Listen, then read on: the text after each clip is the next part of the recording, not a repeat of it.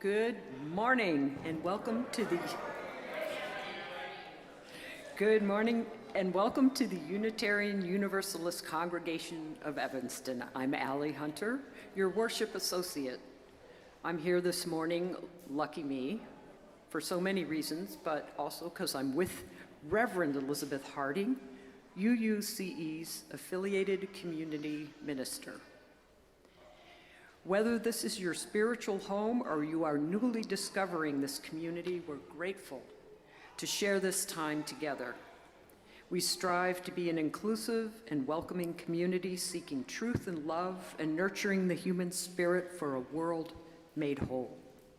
We are guided by our principles and values, which remind us in every moment and through every challenge that each of us is worthy of love and that we are all connected through the vast and beautiful web of existence. We come together to remember our kinship with one another and to hold one another in heart and mind with tenderness and careful attention, and to dedicate ourselves more fully to living our shared values.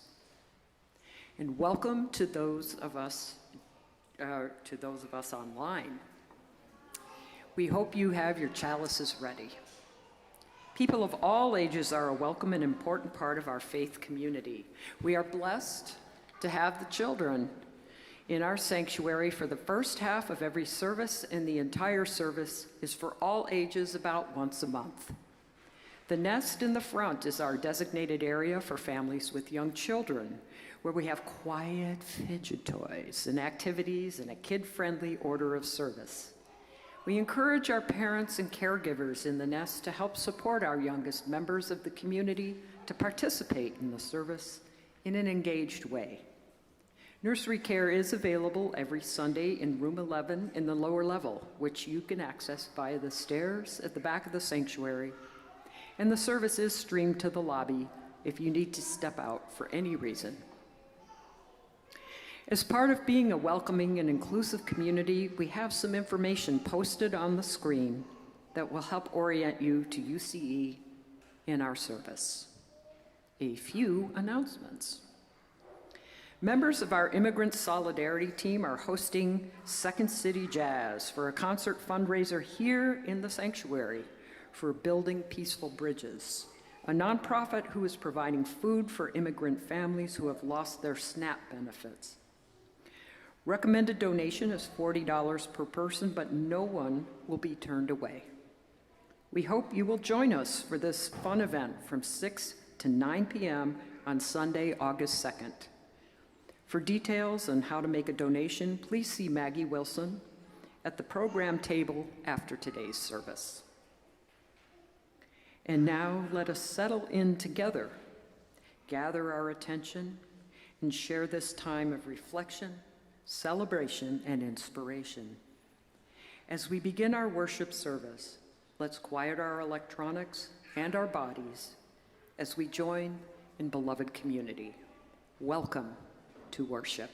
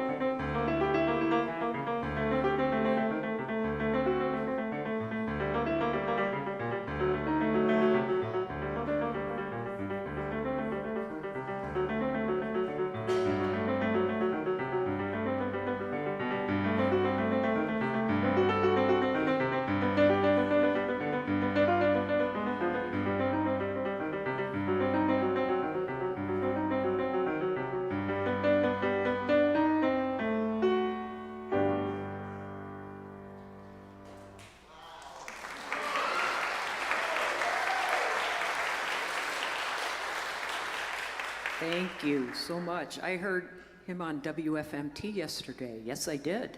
and seeing them in the sanctuary this morning is like meeting the Beatles.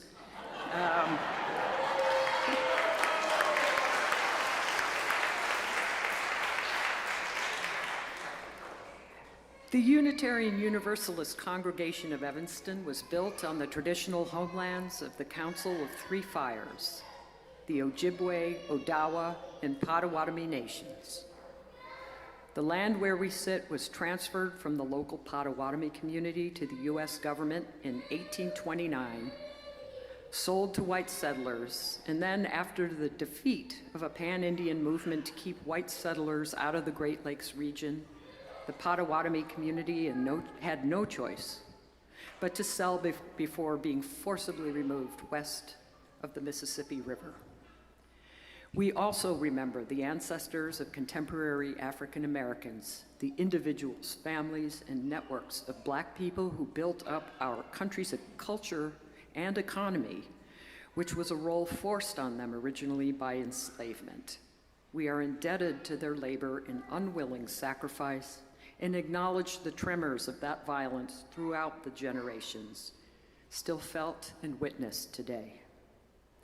We offer these acknowledgments as one small effort toward building long-term solidarity with contemporary communities. We commit ourselves to incorporate these admissions into our lives and turn our thoughts into actions. Please join in our words of shared commitment. We name these realities with honor for all the ancestors, respect for our descendants, and gratitude for the land we use as sacred space. Carla Williams and Cheryl Mounts brought flowers in memory of Carla's mom, Jean Williams. Dana Dean joins them in lighting our chalice in honor of our July shared offering recipient, the Zacharias Center, and the Z Center employees and volunteers who support survivors of sexual assault through the many stages of trauma recovery, including medical exams, law enforcement, and court proceedings, and therapeutic intervention. As they light our chalice, symbol of our living tradition, please join in a moment of silence for those in the midst of trauma recovery.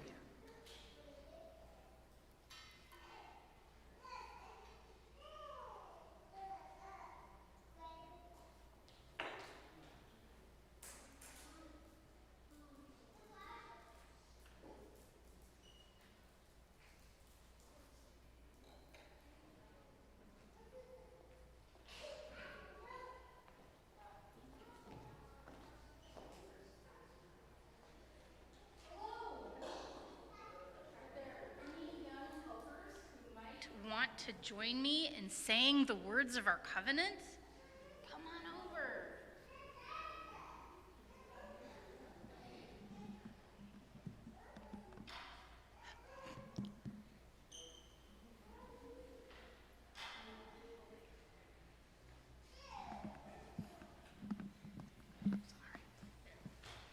So we'll hold the mic together, okay? And you can be my helper. Please rise in body or spirit and join in saying the words of our covenant. Are you ready? Love is the spirit of this congregation, and service is its law. This is our great covenant, to dwell together in peace, to seek the truth in love, and to help one another. Thank you, Henry.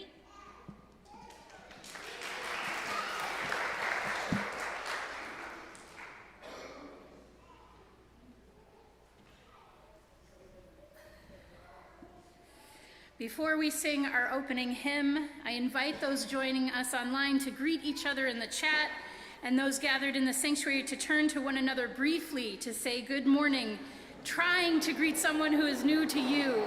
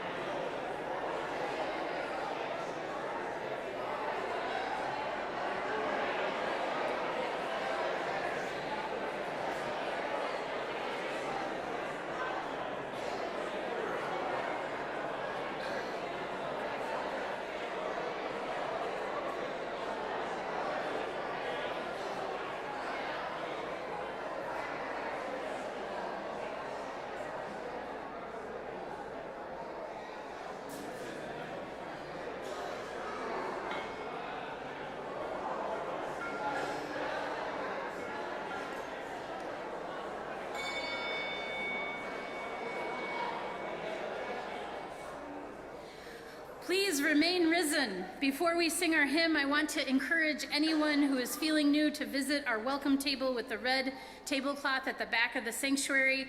Everyone is invited to stay after the service and continue your conversations. There will be an informal circle of chairs pulled together after the service near the sanctuary doors for folks to sit and talk after our worship service. Let us continue to create new relationships and build kinship among us. Please join in singing our opening hymn, number 349, We Gather Together.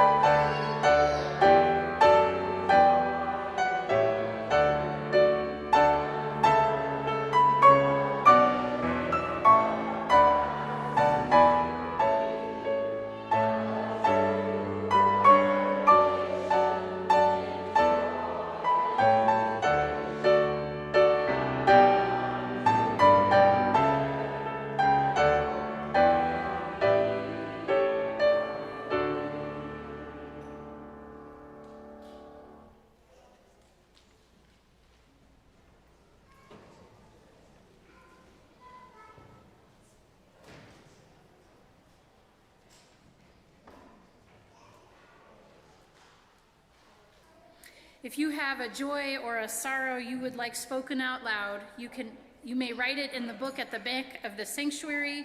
You may submit it through the Google form found on the homepage of our website, or you may email it to Reverend Susan. We listen to these offerings with tenderness and respect. Let us all quiet our bodies and voices during the sacred time by breathing in together and breathing out. These are the joys and sorrows that have been shared before our service today. Reed Larson Erf and Sue Larson share their joy at the success of the second annual benefit concert for Will's Place, a Skokie nonprofit cafe offering employment and vocational training to young adults with disabilities. We are exceptionally grateful to everyone from UUCE who donated to Will's Place, Reed's place of employment, so that it can continue to offer work, community, and empowerment to young adults with disabilities. A joy from Alice Berry. The memorial services for my late husband in Evanston and Louisiana went really well.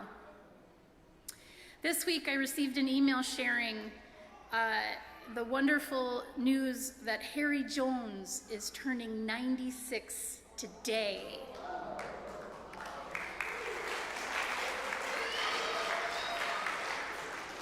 Unfortunately, Elizabeth, his daughter, shared that Harry has a blood infection and will be celebrating in the hospital. I'm sure that cards would be welcome acknowledging his big milestone. Sharing these concerns of the heart is part of the practice of beloved community. Together we expand our celebrations and lessen the burden of our grief. You are invited to light a candle and drop a stone into the well of tears at one of the 3 stations located at the front and the sides of the sanctuary for the joys and sorrows on your heart and mind. As we do with love, when you light candles, please start from the center and move out to the edges. Please come forward now, and if you would like a candle brought to you, please raise your hand.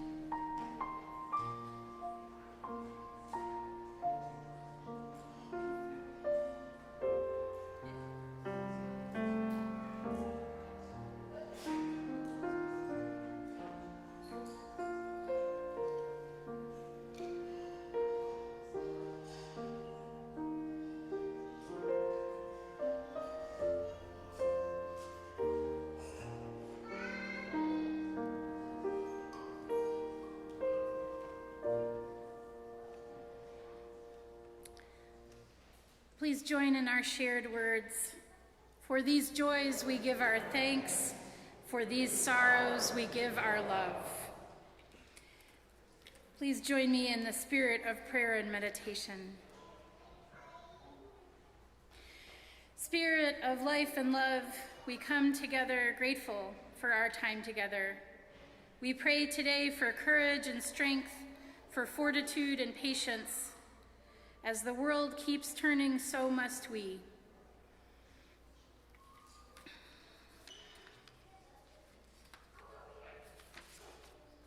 At our core, we are love and energy, at our fingertips, magic and mystery. May we harness our values in such a way that we embody that love throughout our difficult days and throughout our easy ones.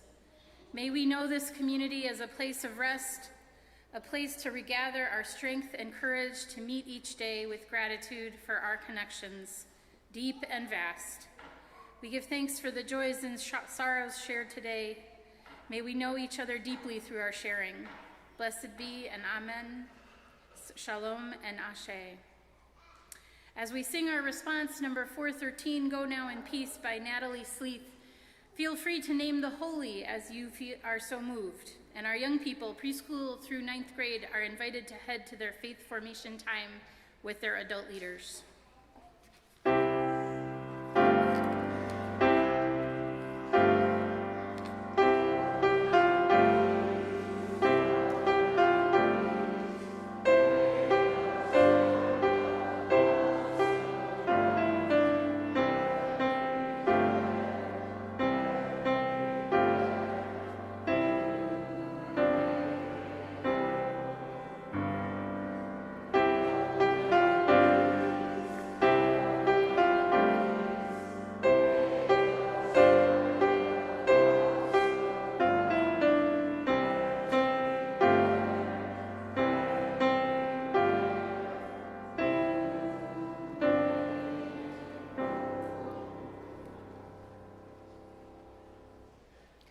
As we say in our covenant each Sunday, service is our law.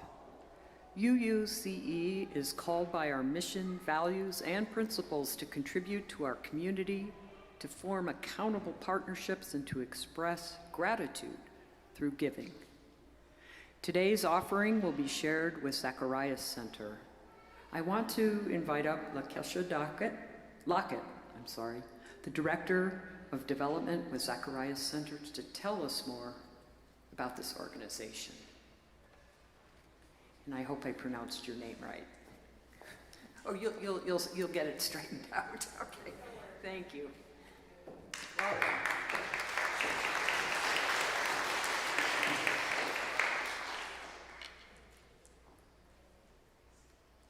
Just pulling on my notes here. Good morning, everyone. Good morning to the ministers, the congregation, visitors. Thank you for having me. I'm grateful to be here with you today. My name is Lakesha Lockett, and as Allie said, I'm from the Zacharias Sexual Abuse Center. We also go by Z Center. And I'm just here to share a little bit of information about our work and about the importance of our work. And I'm going to first start with a few stats. Every 68 seconds, someone in the United States is sexually assaulted. And every 9 minutes, that victim is a child. Survivors face significantly higher risk of things like depression, substance abuse, eating disorders, sleep disorders, post-traumatic stress. And this happens significantly higher compared to non-survivors. Thankfully, Z Center is here to help those survivors. Through counseling, advocacy, prevention education, we strive to empower survivors and end systemic sexual trauma through quality, informed, survivor-centered care. Z Center recently celebrated 10 years in our Skokie office, so that was wonderful earlier this year. Thank you. And in Lake County, Illinois, we've been there for over 40 years, serving as Lake County's only Sexual Abuse Crisis Center. And annually, we serve more than 25,000 individuals, and that's through our counseling, prevention, education, advocacy, and outreach programs. And what I wanted to let you all know, the services are completely free of charge. So regardless of insurance, age, we're there for people. Insurance, age, gender identity, ability, religion, we're there. And the services for bilingual are offered in Korean and Spanish. And at Z Center, what we really want anyone to know is that survivors are heard, that survivors are believed, and that we're here for them. And I just want to tell you a couple of things about what's upcoming. So one, we have a 5K race to support this work. It's happening in Libertyville on September 20th. If you're interested, there'll be information in the back for you. And then also we have a 40-hour training coming up in the fall. And those people who attend that, they help to support our 24/7 crisis line. So if you're interested in supporting the survivors, you can find out information on our website, and again, that information is there.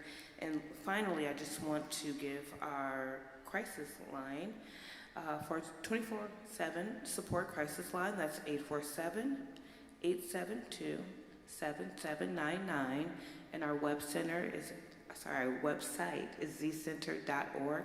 Thank you again for your time. I'm very grateful to be here. Have a good day.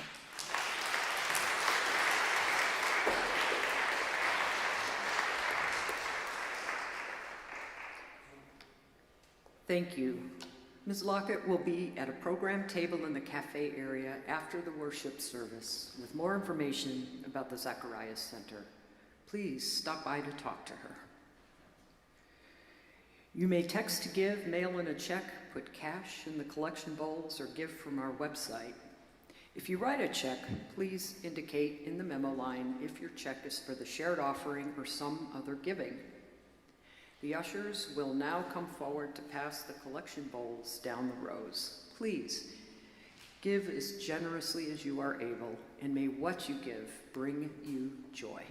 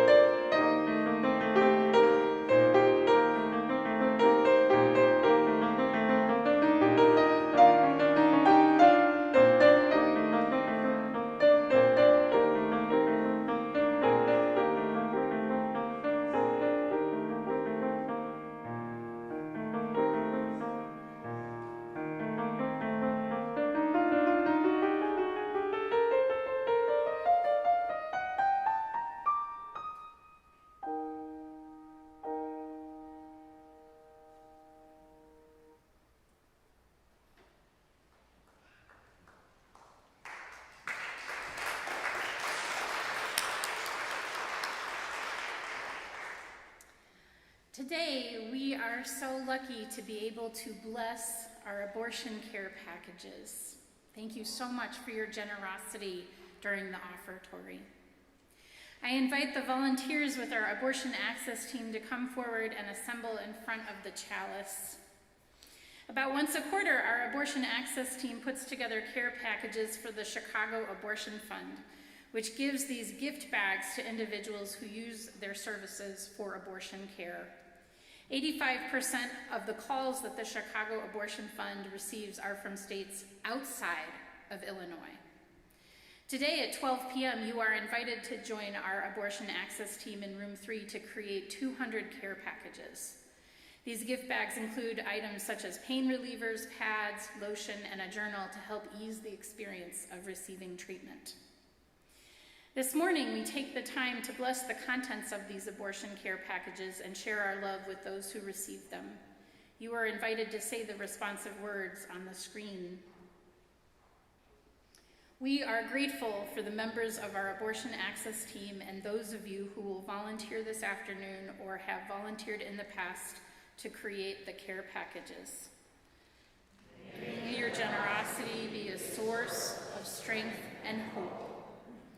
Mindful of the additional challenges pregnant people in the United States face right now in order to receive health care, we send our love to all, and especially to those who must travel and be away from their home, their routine, and their loved ones to access care.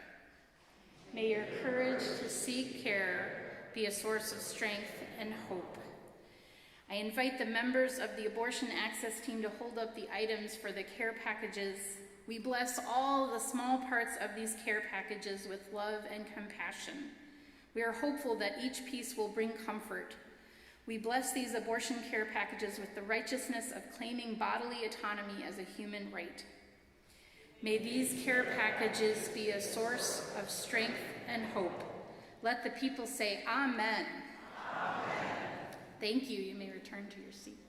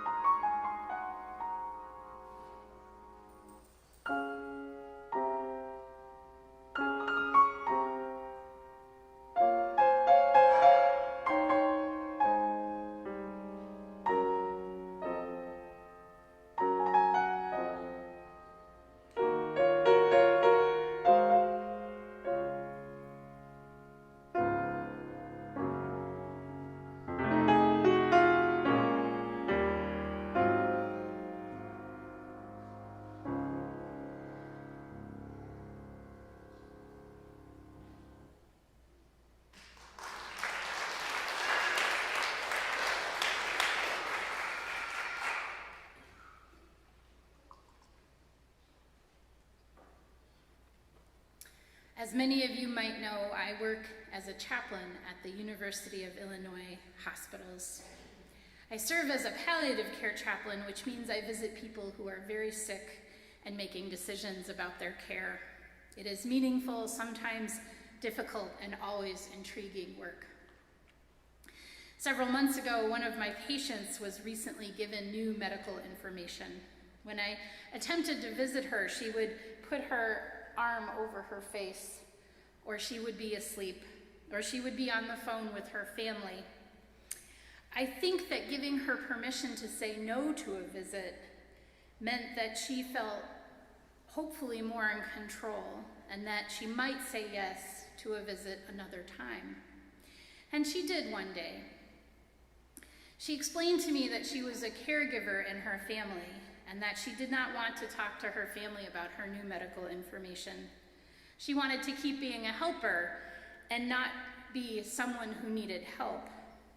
There were cultural factors at play too, that there was this image of needing to be a strong female person that affected her decision to not share this information.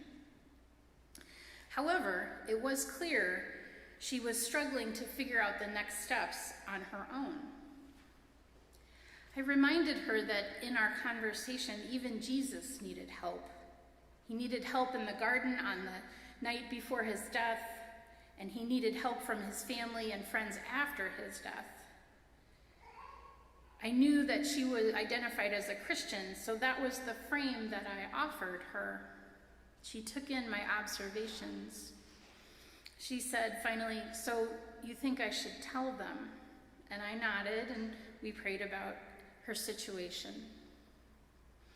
I came back another day to find out that she had decided to accept help from her family, and she shared her new medical information. She looked calmer. Even in the hospital, the American myth of being independent still holds sway. History offers 4 different ideas about where this myth comes from: colonial religion and philosophy, our forebears the Puritans who came to this country for religious freedom, being on the frontier and having to rely on your own individual family for sustenance and shelter, the Jacksonian era, the 1820s, where the idea of the self-made man came to exist, that any person could be successful through determination and hard work. While my source also pointed to the 4th idea as a voluntary association, organizations people form to get things done, churches, clubs, charities, we Unitarian Universalists have a different understanding of the voluntary association. Theologian and Unitarian minister James Luther Adams understood the voluntary association to be simultaneously a religious experience and an organization. His theology says that the voluntary association is a decisive institution of a viable democratic society. The voluntary association is a group or organization that we freely choose to belong to. Sound familiar? Not one we are born into. These organizations are where we gain the power to negotiate our own internal feelings with others, and also gain power as a group to negotiate changes in the non-voluntary associations that rule our lives.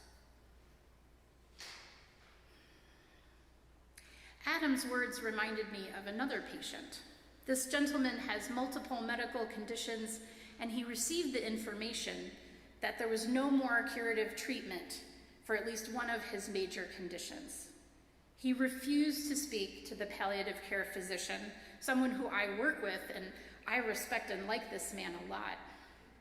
I visited with him several times and brought him items that would allow him to practice some of his faith's rituals. He would always ask me if the prayer that I said was one that I wrote. I didn't have any paper with me. I'm not sure how extemporaneous prayer would otherwise happen. One morning I was with him and we were talking about his frustrations with knowing that his medical needs were changing. He kept insisting that he wanted to be in control of his medical needs. And the palliative physician just happened to knock on the door and come in right at that moment. And one of the things that I love about working with a team is that we can frame the conversation together to support our patients. So I encouraged the patient to have the doctor visit, and I said, Mr. Smith, not his real name, has let me know that it's very important to him that he can be in charge of his care. And that framing led to a conversation about treatment and care options that the physician had been wanting to have with this patient. We wanted Mr. Smith to have Adam's power, the power to negotiate our own internal feelings and to gain power as an individual. And hopefully for him to feel like he was part of this group of people with medical providers who would let him call the shots. It was a powerful learning moment, and now as I'm reflecting on this piece of theology, a moment when I just love being a Unitarian Universalist. It is so great to have a faith tradition that helps you learn and grow with it, that as it changes, you can change, and vice versa. It's so great to have a faith tradition where you can see the clear through lines where the rubber, our beliefs, hit the road. Adams believed that the center of the religious voluntary association, or as we know it, the congregation, the center is the creative, redemptive power of love itself, which he called God, or the love of God, more precisely. For Adams, love of God was thus something dynamic within the self that transcends all associations, because it is the power that holds the world together. And that when we are tearing it apart, it persuades us to come to ourselves and start anew, start on new beginnings. It is self-giving to a process of transformation. I always find it funny when our ancestors don't exactly predict the changes in how we talk about our values, but if you trace history far back enough, we were speaking a very similar language. Love has always been at the center of our values, and now it is explicit. Love is tearing that myth of the self-made man down. Love is going to see how we change going to change how we see independence. Galen Guengerich, a Unitarian Universalist minister, argues that we are not even interdependent. He says we are utterly dependent on each other and the universe. I couldn't imagine running that concept by my patient. He would have kicked me out of the room so fast, I would not have been able to say anything else. The principle of being utterly dependent, according to Guengerich, applies to everything whatsoever. Nothing, not people, not rocks, not galaxies, is what it is in isolation. The first principle of the universe is not independence, but its opposite, utter dependence. Everything that exists is made up of constituent parts that are borrowed from, shared with, and related to others outside of it. And as humans, we are dependent on the parents who conceived us, the plants and animals who daily give their lives for our nourishment, the trees that reverse our cycle of taking in oxygen and giving off carbon dioxide, and the sun that warms the atmosphere and lights our path. He says, in every respect, we are utterly dependent. We, our personalities, are not our atoms. We are the relationship our atoms have with each other. Relationship, dependence, being our burden and carrying other burdens, being interdependent. If we picked apart our histories and we really asked, did the self-made man really make himself? The answer would be no. We need help from each other all the time. The picture of the frontier family, just think of a barn raising. They combined work and social time and sustenance because they knew they were better together. This myth of independence is one that comes up in the hospital experience a lot. People must be utterly dependent on their families, doctors, specialists, and the other team members. They need help going to the bathroom. A hospital stay is somewhat of an extreme example, but it is a good one that makes people appreciate and feel grateful for the care they receive.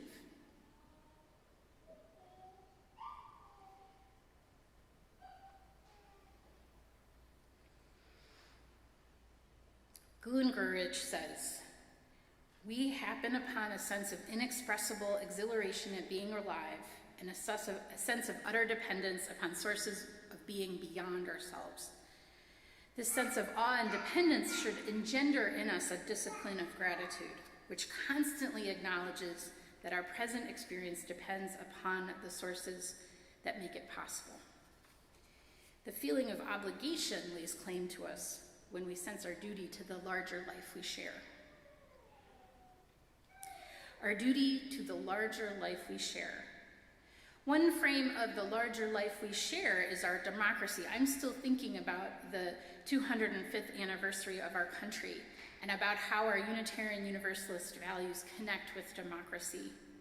Perhaps you also struggle with listening or watching to the news, or perhaps you find yourself wanting to give more money to organizations whose values match ours. Parker J. Palmer, in his book Healing the Heart of Democracy, offers a framework that provides care in the middle of so much heartbreak in our world. Palmer offers some history about the word heart. Heart comes from the Latin word cor, the core of the self, where all our ways of knowing converge. The heart is where we integrate what we know in our minds with what we know in our bones. Core is also the root of the word courage. Our hearts do get broken by many things: new medical information, loss, failure, defeat, among others.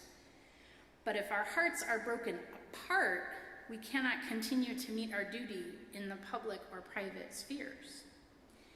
He writes, "If our hearts break open into greater capacity to hold the complexities and contradictions of being human, then the result will be new life. Having a broken heart that is breaking open means that we can find respite in our relationships and our congregations, enough that we can keep moving forward to changing our democracy for the better."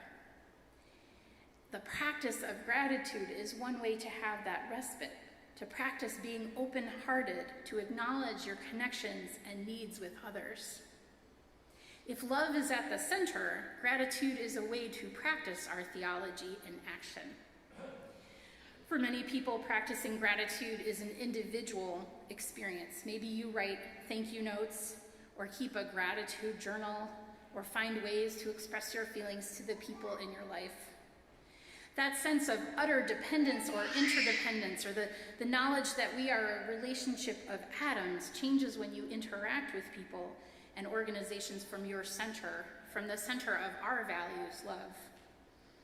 Our foundation, our theological foundation, is strong. Our community becomes stronger when we help each other, when we build the barns we need for our lives. Our congregation practices gratitude. Have you noticed? In the 3 years that I have been affiliated with UCE, there are some things that I love, and one of them is our practice of gratitude.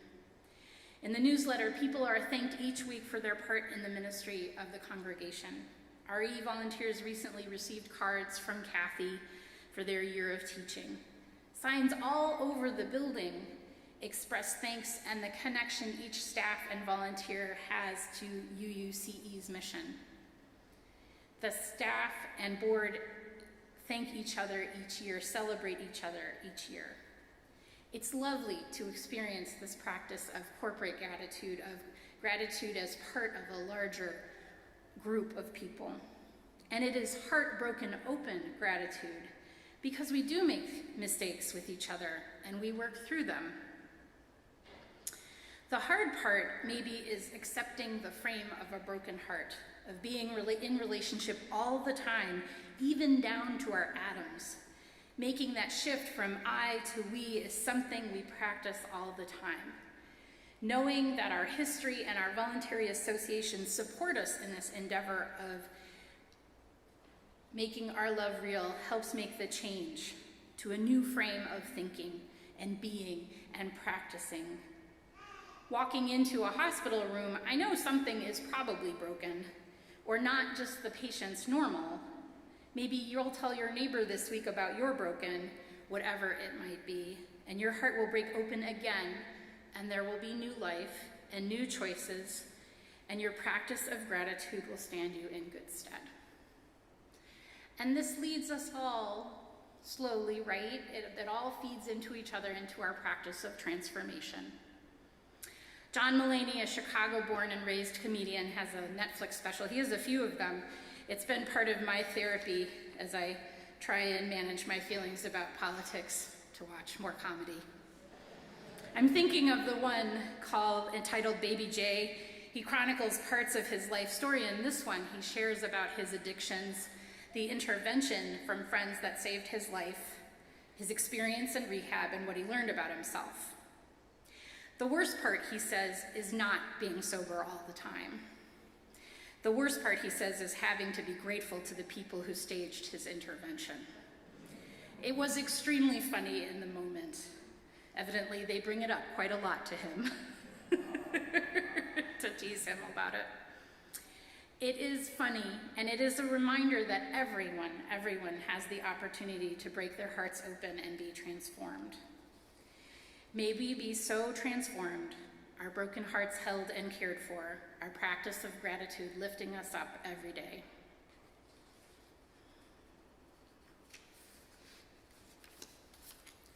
And you know, I'm still learning your routine, so I have a feeling there's a piece of music, right? We give thanks.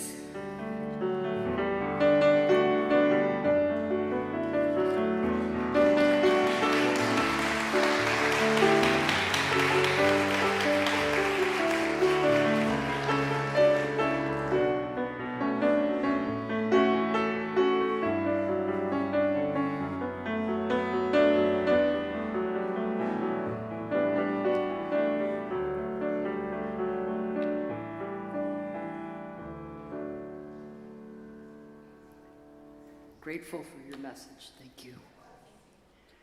As we extinguish the chalice, please join in saying the words on the screen by the Reverend Elizabeth Sell Jones. We extinguish this flame, but not the light of truth, the warmth of community, or the fire of commitment. These we carry in our hearts until we are together again. Please rise in body or spirit and join in singing our closing hymn.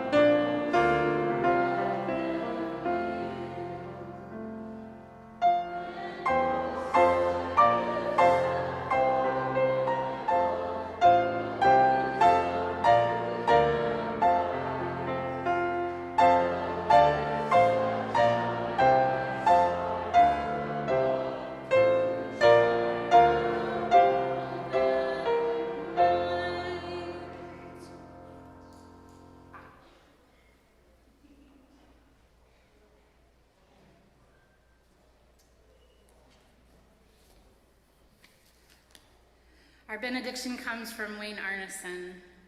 Take courage, friends. The way is often hard. The path is never clear. and the stakes are very high. Take courage, for deep down there is another truth.